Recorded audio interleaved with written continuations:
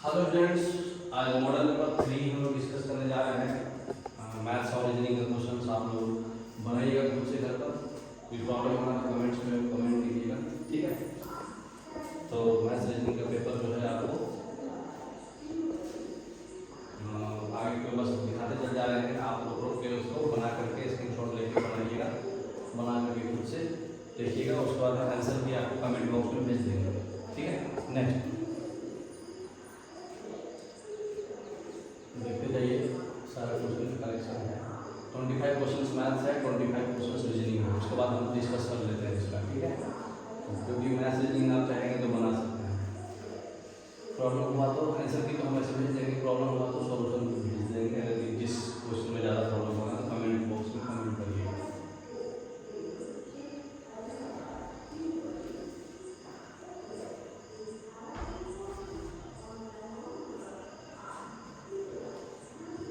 अब देखो बैक 51 से ही हमारा स्टार्ट कर रहा है। जितने भी इकोनॉमिक गुड्स हैं, इकोनॉमिक गुड्स जो है इकोनॉमिक्स में हमारे किस चीज़ में कंपेयर होते हैं? इकोनॉमिक गुड्स हमारे इकोनॉमिक्स में जो भी इकोनॉमिक गुड्स है वो वेल्थ में आता है, ठीक है। तो जो भी हमारा इकोनॉमिक गुड्स है वो हमारा क्या है? वेल्थ है, ठीक। फिर टोटल डिमांड जो होता है goods and service various level of employment में, उसको क्या बोलते हैं? Effective demand. एक various levels of the employment में जो भी टोटल डिमांड होता है गुड्स एंड सर्विस के लिए, वो इफेक्टिव डिमांड कहलाता है, ठीक है। नेक्स्ट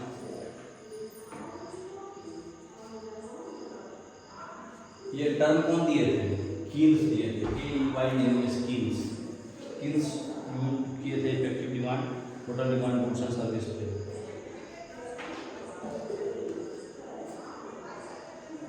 नेक्स्ट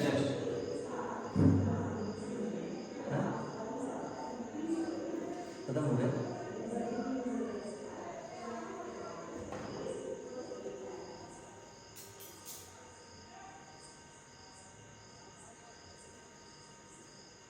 नेक्स्ट क्या है? Which of the following land reforms measures can be said to have been fully implemented by now in India?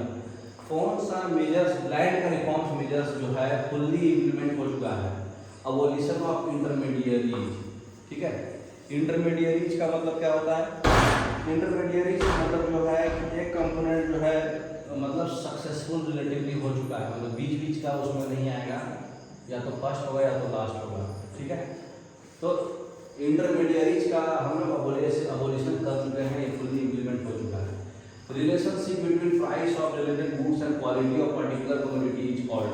देखिए, तो जो रिलेटेड गुड्स का जो प्राइस है और जो क्वांटिटी है पर्टिकुलर कमोडिटी का, दोनों के बीच में जो रिलेशन होता है वो क्या होता है? वो होता है क्रॉस डिमांड, ठीक है। तो वो होता है क्रॉस डिमांड। तो जो भी चेंजेज आता है कमोडिटी और क्वांटिटी में, वो चेंजेज का जो भी रिलेशन है वो सारा चीज आता है क्रॉस डिमांड में। तो ये चेंजेज जो रिलेशनशिप क्या है रिलेटेड गुड्स और क्वालिटी का, जो पर्टिकुलर क्वालिटी के चेंजेज का रेशियो, ये क्रॉस डिमांड होगा। कम्युनलिस्ट मैनिफेस्टो जो है कौन लिखे थे? कम्युनलिस्ट मैनिफेस्टो जो है हमारे कार्ल मार्क्स लिखे थे, कार्ल मार्क्स और एंजल्स, ठीक है। तो पूरा नाम इनका क्या था? कार्ल मार्क्स और फ्रेडरिक एंजल्स। ये 1848 में लिखे थे, उतना आप नेट याद रखना है। कार्ल मार्क्स और फ्रेडरिक एंजल्स लिखे थे कम्युनलिस्ट मैनिफेस्टो, ठीक है। नेक्स्ट फिर क्वेश्चन क्या है? Which of the following recommended reservation for other backward class? OBC के लिए कौन सा कमीशन रिकमेंड किया गया था? 1992 में हुआ था, 1979 में सबसे पहले एस्टेब्लिश हुआ था ये कमीशन, मंडल कमीशन, ठीक है।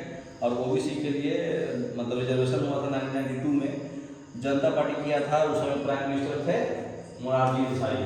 तो कौन सा हुआ था? मंडल कमीशन। 1978 में याद है 44th अमेंडमेंट हुआ था, उसी के ठीक एक साल बाद 1979 में मंडल कमीशन जो है ओबीसी के लिए भी रिजर्वेशन का रिकमेंडेशन हुआ था, ठीक है। फिर 27% ओबीसी के लिए 1992 में दिया गया।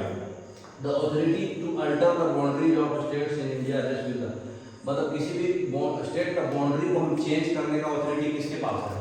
किसी भी बाउंड्री का ऑथोरिटी जो है सिर्फ और सिर्फ पार्लियामेंट चेंज कर सकता है, ठीक है। वो भी कौन से आर्टिकल के तहत? आर्टिकल नंबर 3 के तहत। आर्टिकल नंबर 3 जो आर्टिकल नंबर 1 to 4 आप पढ़े हैं, सारा कुछ जो है अपना यूनियन ऑफ स्टेट्स है। तो आर्टिकल नंबर 3 में आप जो है स्टेट्स और स्टेट्स का बाउंड्रीज को चेंज कर सकते हैं पार्लियामेंट। शेड्यूल 7 जो होता है वो उसमें क्या है, शेड्यूल 7 आपको याद है, tears of old PM, tears of old PM याद है,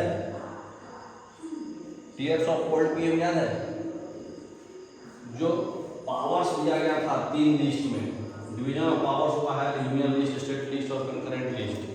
कौन सा आर्टिकल के तहत आता है ये, आर्टिकल नंबर 246। आर्टिकल नंबर 246 में तीनों लिस्टों में डिवीजन ऑफ पावर्स है, ये 7th नंबर शेड्यूल है। टीयर्स ऑफ ओल्ड पीएम याद रखें, T for emoluments salary, A for appointment affirmations, R for Rajya Sabha का जो भी एलोकेशन ऑफ सीट्स है, फिर एस, फिर टीयर्स ओ है ओल्ड पीएम ओ।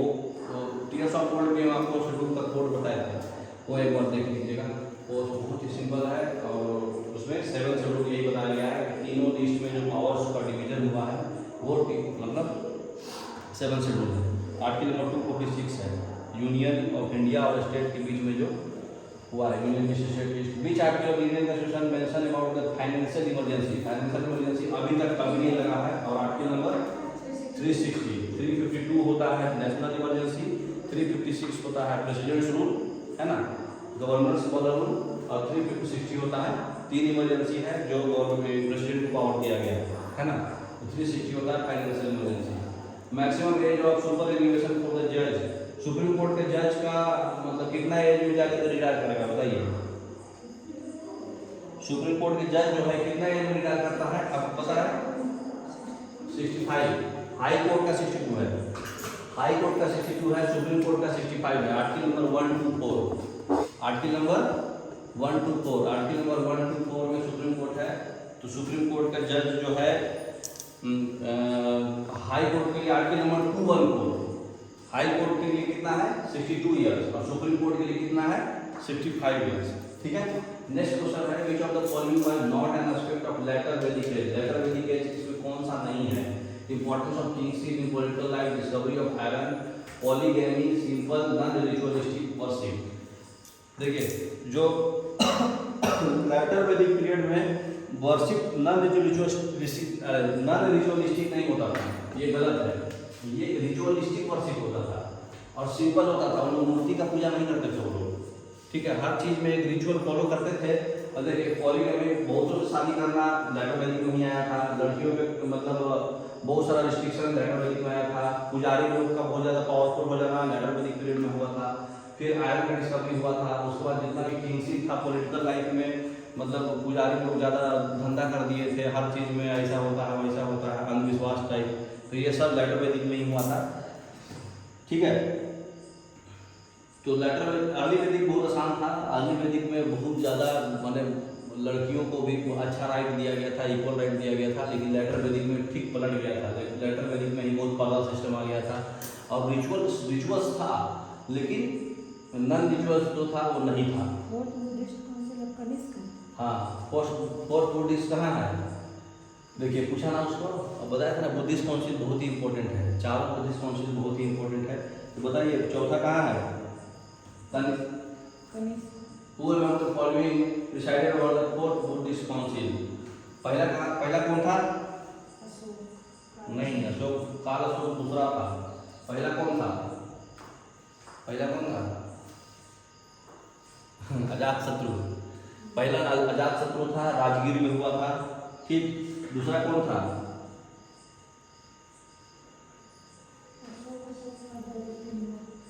फोर्थ वाला गणेश था, दूसरा था काल अशोक, तीसरा था अशोक। ठीक है, तो पहला था अजातशत्रु, दूसरा काल अशोक, तीसरा अशोक, चौथा गणेश, कुषाण डायनेस्टी का गणेश। अशोक था मौर्य डायनेस्टी का। ठीक, और सबसे पहला अजातशत्रु था हरियाणा डायनेस्टी का। याद रखिएगा, चारों बुद्धिस्ट काउंसिल बहुत इंपॉर्टेंट है। पहले वाले का हेडक्वार्टर कहाँ था? राजगीर। दूसरे वाले का हेडक्वार्टर कहाँ था? वैशाली। याद है ना? तो चारों बुद्धिस्ट काउंसिल एकदम रट जाइएगा, आपको एक बार चार्ट बना के दिए भी है। Which of the following was not built by Firoz Shah Tughlaq? Firoz Shah Tughlaq के द्वारा कौन सा इसमें से नहीं बनाया गया है? तुगलकाबाद। तुगलकाबाद कौन बनाया है बताइए? तुगलकाबाद जो है उसके जो फाउंडर थे गियासुद्दीन तुगलक, गियासुद्दीन तुगलक बनाए थे। बाकी जितना भी है सब 1321 में बनाए थे गयासुद्दीन तुगलक। बाकी फिरोजाबाद, फतेहाबाद, जौनपुर ये सब जो है फिरोज शाह तुगलक ही बनवाए थे। ठीक, तो गयासुद्दीन तुगलक आए थे, उसके बाद जो है क्या बोलते हैं मोहम्मद बिन तुगलक, फिरोज शाह तुगलक, फिर नासिरुद्दीन तुगलक, है ना, यही ऑर्डर था। Who among the following granted permission of the English to the English is established their factory in India? हाँ, कौन अपना फैक्ट्री एस्टैब्लिश करने के लिए ग्रांट कर दिया था? जहांगीर। बताया आपको कि इनके शासनकाल में कौन आए थे? दो लोग आए थे, एक आए थे कैप्टन हॉकिंस और दूसरा आए थे थॉमस लो। तो थॉमस लो को जहांगीर परमिट कर दिया था, है ना। थॉमस लो कैप्टन हॉकिंस को परमिट नहीं किया था, लेकिन थॉमस लो को परमिट कर दिया था सूरत में।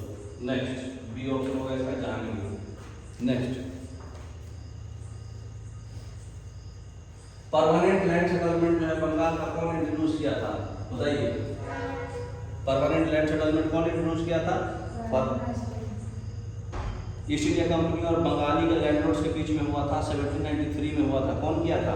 कॉर्नवालिस किया था। कौन किया था? हाँ, 1793 में लॉर्ड कॉर्नवालिस किया था permanent land settlement. Which of the following regions is called the granary of the world? Granary of the world किसको बोलते हैं? बताइए। टेम्परेट ग्रासलैंड को, टेम्परेट ग्रासलैंड को ग्रैनरी ऑफ द वर्ल्ड बोलते हैं। क्यों बोलते हैं? क्योंकि इसके पास वीट कल्टीवेशन सबसे ज़्यादा आइडियल होता है। मतलब गेहूं के खेती के लिए बहुत आइडियल होता है टेम्परेट ग्रासलैंड, इसलिए जो है सबसे ज़्यादा वीट इसमें आएगा। इसलिए प्रेरिस को क्या बोलते हैं? प्रेरिस को बोलते हैं ग्रैनरी, ऐसे इसका टेम्परेट ग्रासलैंड हुआ। तो ये इसमें कौन है? प्रेरिस। टेम्परेट ग्रासलैंड में कौन आता है? प्रेरिस। इसका हमारा जो ज्योग्राफिकल लेक्चर्स वीडियो पढ़िएगा उसमें दिया हो, ठीक है, ज्योग्राफिकल लेक्चर वीडियो में। Spot the odd term in the following. Odd बताइए इसमें कौन है? सिलवास, पंपास, सुंदरबन और प्रेरिस। अभी बताया आपको। हाँ, सुंदरबन डेल्टा है, बाकी सब ग्रासलैंड है, ठीक है। तो सिंपल है क्वेश्चन। प्रेरिस नॉर्थ अमेरिका में है, पंपास अर्जेंटीना में है और सिलवास साउथ अमेरिका में है। उसके बाद क्या है क्वेश्चन 68 नंबर, कौन सा रिवर जो है इंडिया का रिफ्ट वैली में फ्लो करता है? नर्मदा और तापी रिवर जो है रिफ्ट वैली में फ्लो करता है, वेस्टवर्ड फ्लो करता है, उल्टा। तो नर्मदा और तापी, तो तापी और हो जाएगा इसमें। लार्जेस्ट कोरल रीफ जो है इंडिया में जो है ईस्टर्न कोस्ट में कहाँ पाया जाता है? सबसे लार्जेस्ट कोरल रीफ जो है हमारा ऑस्ट्रेलिया में पाया जाता है, उसका नाम क्या है? Great barrier reef. सुनी होगी, बहुत हाईलाइटेड टॉपिक, हाईलाइटेड चीज है। ग्रेट बैरियर रीफ जो है ऑस्ट्रेलिया में है, सबसे बड़ा कोरल रीफ है, ठीक। Next, the strong cold icy wind blowing in the polar region. जो आइसी विंड है जो पोलर एरिया में जो स्ट्रॉन्ग विंड बहता है उसको क्या बोलते हैं? उसको हम लोग क्या बोलते हैं? बिजार, ठीक है।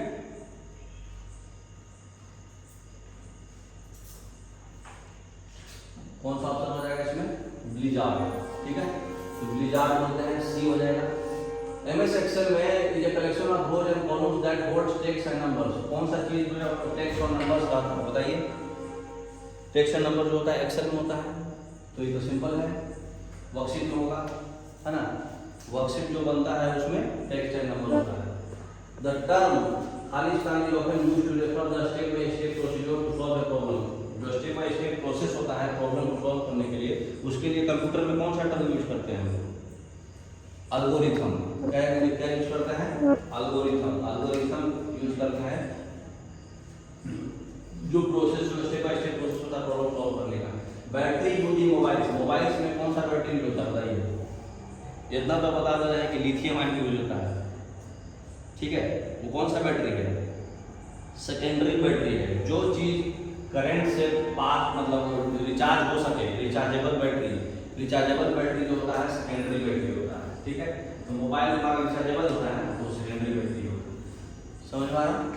Which of the following is a typical semiconductor? Semiconductor कौन है इसमें? जर्मेनियम। बोला सी जी आज सबसे एरिया है, बोरोन, सिलिकॉन, जर्मेनियम, आर्सेनिक, है ना, सेलेनियम, ये सब जो है बोला सी जी आज सबसे, टेको, टेलुरियम, पोलोनियम।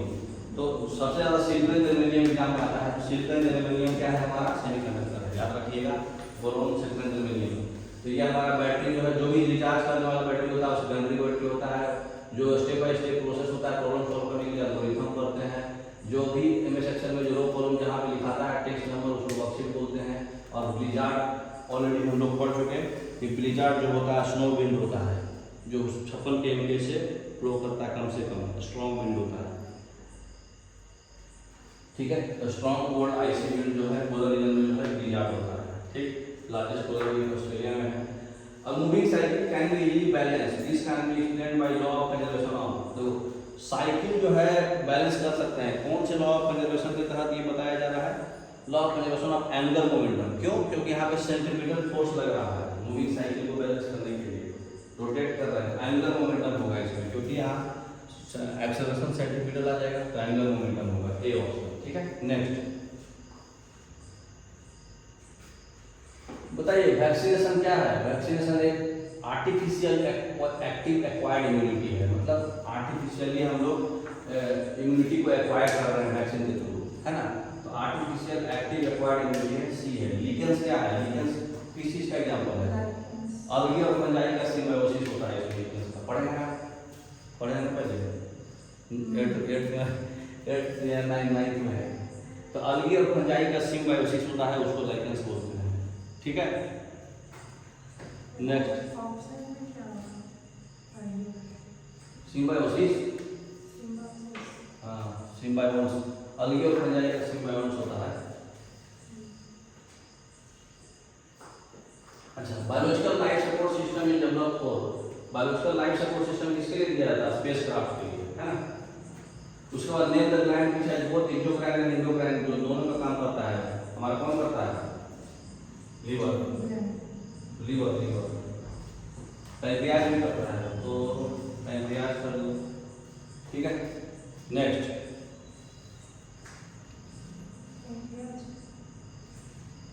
उसके बाद कौन है? मतलब following is the factor. Malaria का कौन साइड है? फीमेल एनाफिलीज मच्छर, है ना। मादा एनाफिलीज बी, प्लाज्मोडियम, है ना। प्लाज्मोडियम है, ये प्लाज्मोडियम से होता है, प्रोटोजोआ, प्रोटोजोआ से होता है, और फीमेल एनाफिलीज में से जो इसका ट्रांसमिशन होता है इसके थ्रू, ये वेक्टर ऑफ मटेरियल हुआ। Yeast bring about fermentation by reaction of complex, charging नहीं हुआ है क्या?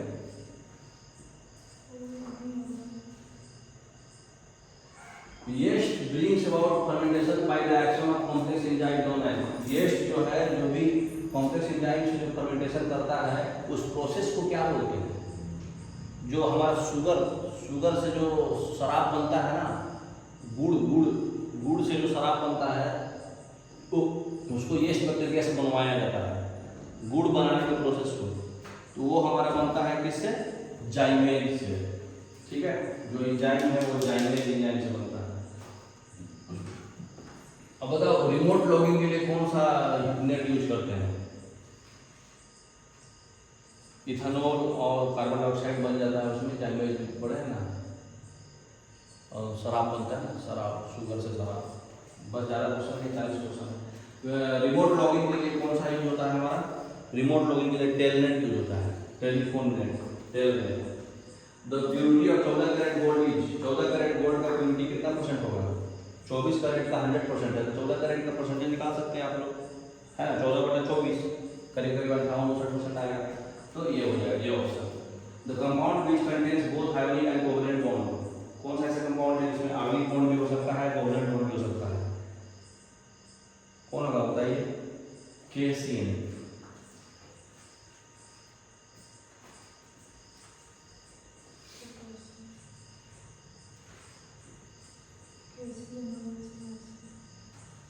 पोटेशियम साइनाइड, मतलब ये K+ और Cl-।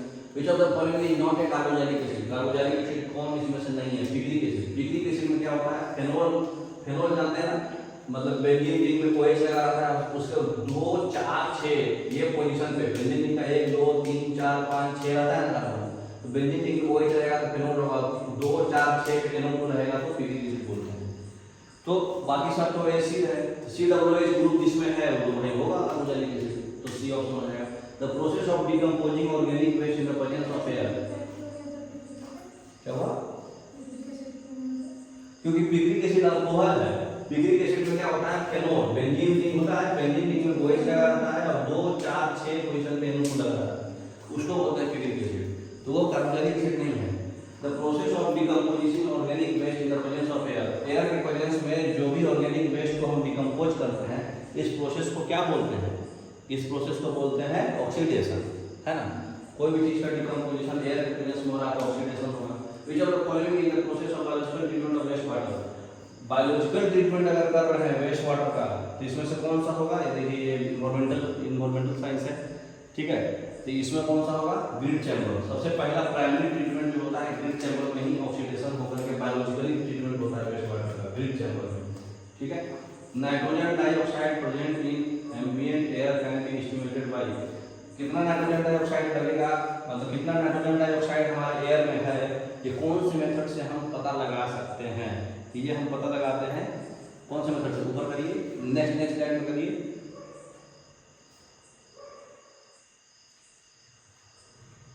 नेक्स्ट स्लाइड में होगा केमिलुमिनेसेंस से, केमिलुमिनेसेंस से पता करते हैं हम कि नाइट्रोजन डाइऑक्साइड जो है कितना है, ठीक है।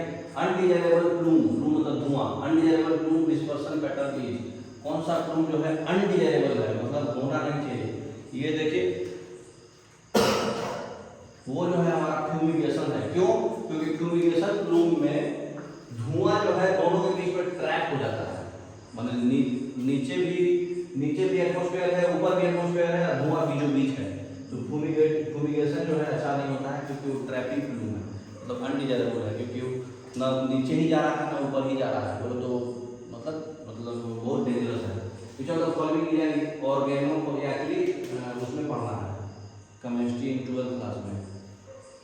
Which of the following is an organo phosphorus insecticide, इसमें से कौन सा इंसेक्टिसाइड है जो फॉस्फोरस इंसेक्टिसाइड से, बताइए। याद रखना पड़ेगा, इसमें कोई ऑप्शन नहीं है, मैलाथियोन, ठीक है। मैलाथियोन जो है आपका ऑर्गेनो फॉस्फोरस इंसेक्टिसाइड है। Term of a non permanent member of UN security council, जो परमानेंट मेंबर नहीं होते हैं उनको कितने साल का सिक्योरिटी काउंसिल में टर्म रहता है, जो परमानेंट होता है उसको 6 साल का होता है, जो नॉन परमानेंट होगा उसको 2 साल का होगा। जैसे राज्यसभा का है, राज्यसभा का परमानेंट मेंबर 6 साल के लिए होता है, हर एक 2 साल पे 1/3 को हटाया जाता है, तो वो सही है, इसका भी 1/3 है, 2 साल पे हटता है यूएन के सिक्योरिटी काउंसिल में। The concurrent list includes, concurrent list में कौन कौन आएगा बताइए, तो कंकरेंट लिस्ट में हमारा कौन कौन आ जाएगा, कंकरेंट लिस्ट में सिर्फ प्रिवेंटिव डिटेंशन आता है, जो चीज को बचाना है, ठीक है। जैसे हमारा इन्वायरमेंट, जैसे हमारा क्या बोलते हैं एजुकेशन, ठीक है, तो preventive detention. Next, which of the following pairs is correctly match, बताइए। डांस के बारे में दिया हुआ है, कौन सा इसमें सही है, कुचिपुड़ी कहाँ का डांस है, कथकली कहाँ का है, कथक कहाँ का है, और भरतनाट्यम कहाँ का है, कुचिपुड़ी कहाँ का डांस है, भरतनाट्यम तमिलनाडु का है, कथकली केरला का है, कथक जो है मतलब बिहार की, जो भी बोलो, कुचिपुड़ी आना है, ये पहला ही सही है, ठीक है।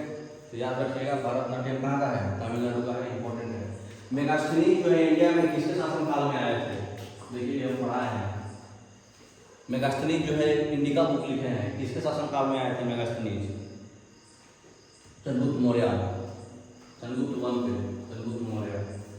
तिरुपति हिल्स, तिरुपति हिल्स जो है कौन से रेंज में आता है, गई होगा तिरुपति, आप बताओ कौन से हिल्स में आता है, तिरुमाला हिल्स जो है कहाँ है, ईस्टर्न घाट,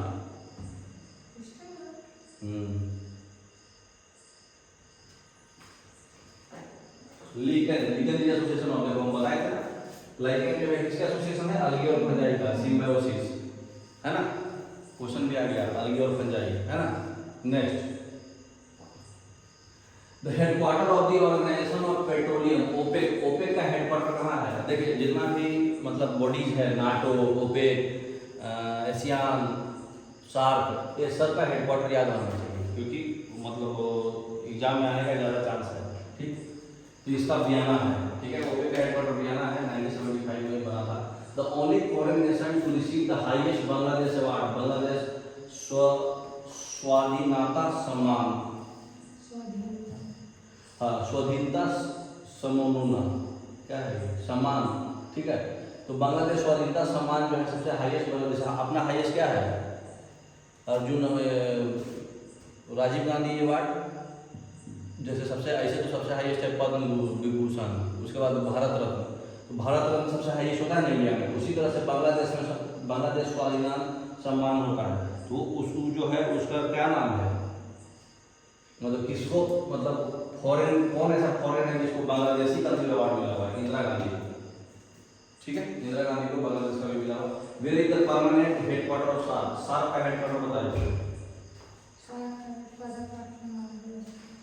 सार्क का काठमांडू।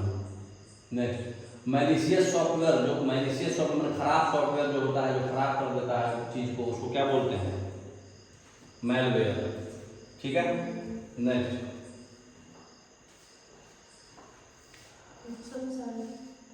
इप्सम सार्ट MUSO 4.7 है ना?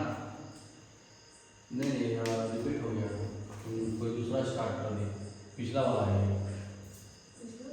हाँ 100% के बाद आगे बढ़ो और बैक करो, और चलो, रिपीट हो गया है, और करो। हाँ ये सही है। What is royal water? 4 question लगता है छूट गया। व्हाट इज रॉयल वाटर बता देने बाद में। रॉयल वाटर इसमें से क्या है बताओ? विस्की, एक्वारेजिया, H2SO4, HNO3, किसको रॉयल वाटर बोलते हैं? एक्वारेजिया। एक्वारेजिया जो है 3 पार्ट क्या रहता है? 3 पार्ट HCl और 1 पार्ट HNO3, जिससे हमारा कोई भी गोल्ड आइटम सॉल्व हो जाता है, मतलब प्यूरिफाई हो जाता है। 3 पार्ट HCl और 1 पार्ट HNO3 है, उसको तुम एक्वारेजिया बन जाएगा। एक्वारेजिया में गोल्ड डालो सॉल्यूशन में, सब प्यूर बन हो जाएगा। तो जितना भी एक्वारेजिया जो है रॉयल वाटर है, क्योंकि इसमें हम कुछ भी डालते हैं तो प्यूरिफाई होकर निकलता है। हाँ 3 पार्ट HCl और 1 part HNO3। What is medium में वोल्ट मीटर? वोल्ट मीटर से क्या नाम आता है हमारा? Voltage. Who had first of all given the information related to black hole? Black hole के रिगार्डिंग जो है सबसे पहले इंफॉर्मेशन कौन दिया था? वो ब्लैक होल कहाँ पे हो रहा है बताओ? हरमन बोंडी, ठीक है, हरमन बोंडी दिया था। ये ब्लैक होल अंटार्कटिका में जो हो रहा है उसके लिए दिया था, ठीक। नेक्स्ट, मतलब क्लोरोफ्लोरोकार्बन की वजह से ओजोन में थोड़ा लेयर कम रहा है, तो उसकी वजह से, मतलब अल्ट्रावायलेट रे की वजह से ब्लैक होल हो रहा है, ठीक है। तो बिग बैंग थ्योरी के हिसाब से ये बताए थे, मतलब ब्लैक होल हो रहा है अंटार्कटिका में। Who has invented electronic computer? Electronic computer का खोज कौन किया था?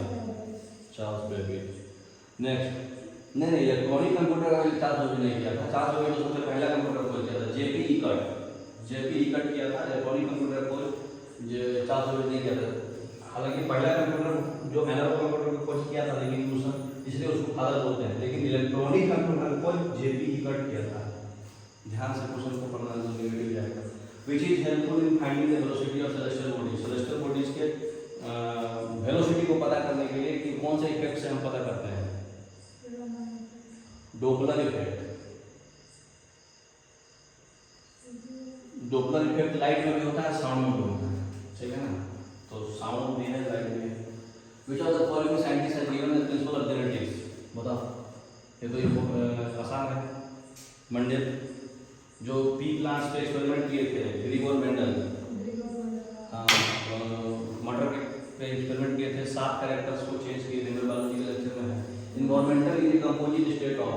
इन्वायरमेंट जो है किस चीज़ का मिक्सअप है? सब का मिक्सअप है। बायोटिक, एबायोटिक, फिजियोग्राफिक सब होगा, कि ऑल ऑफ द एबव होगा।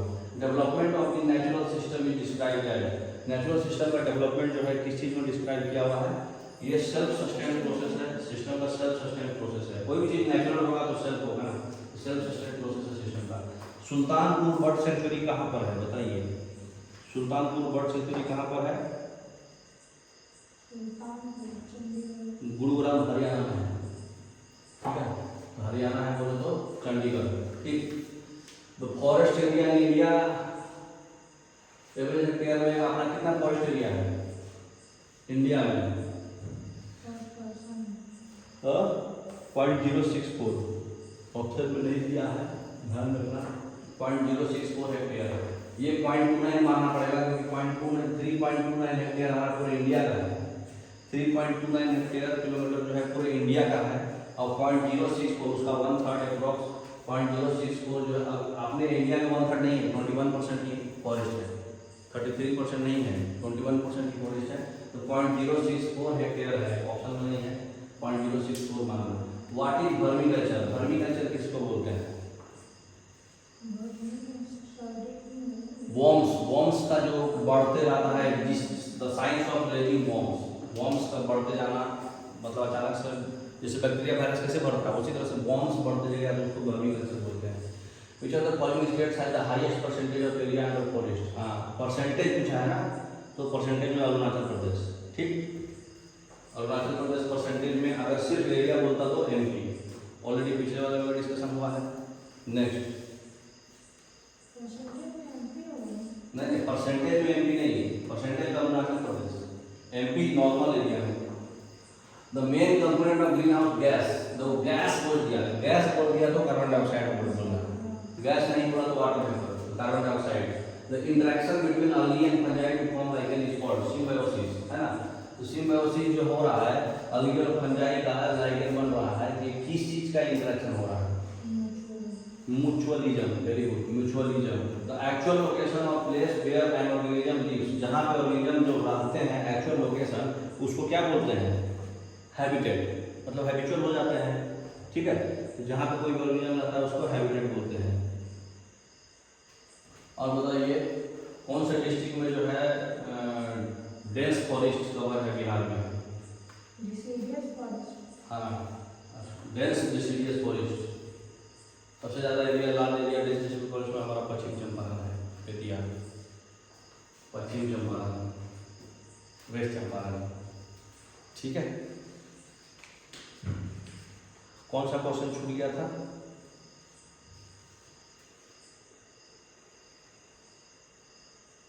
एक 110 के आगे छोड़ा था ना, 101 से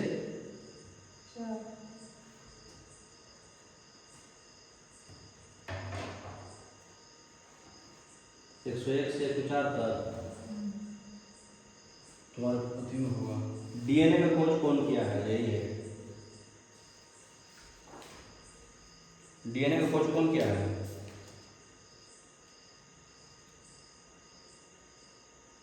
वाटसन किया है, वाटसन एंड क्रिक जो है DNA का खोज किया है, ये याद रखना। DNA का खोज कौन किया है? फिर जो है फ्लोएम का काम क्या होता है? फ्लोएम का काम होता है फूड को ट्रांसफर करना लिप से, मतलब पूरे बॉडी में, ठीक। येस्ट जो है कौन सा एंजाइम सेक्रेट करता है? अभी पढ़ दिए हैं हम लोग, जाइमेल एंजाइम। और 101 नंबर क्वेश्चन है कि ऑक्सीडाइजिंग और रिड्यूसिंग प्रॉपर्टी जो है किसमें होता है? ऑक्सीडाइजिंग और रिड्यूसिंग प्रॉपर्टी जो है किसमें होता है? बैरियम और सल्फर में, ठीक है। बस ये 4 क्वेश्चन है। ऑक्सीडाइजिंग और रिड्यूसिंग प्रॉपर्टी बैरियम और सल्फर में होता है, ठीक। वो हो सकता है क्वेश्चन नहीं रहा होगा, ठीक। तो बस यही है, DNA का खोज कौन किया है? Watson and Crick. उसके बाद ऑक्सीडाइजिंग और रिड्यूसिंग प्रॉपर्टी बैरियम और सल्फर में होता है, ठीक है। और उसके बाद जो है हमारा ऑलरेडी हम बताए हुए हैं कि जो फ्लोएम का फंक्शन क्या होता है? फ्लोएम का फंक्शन होता है फूड का ट्रांसफर करना, जाइलम का फंक्शन होता है वाटर का ट्रांसफर करना।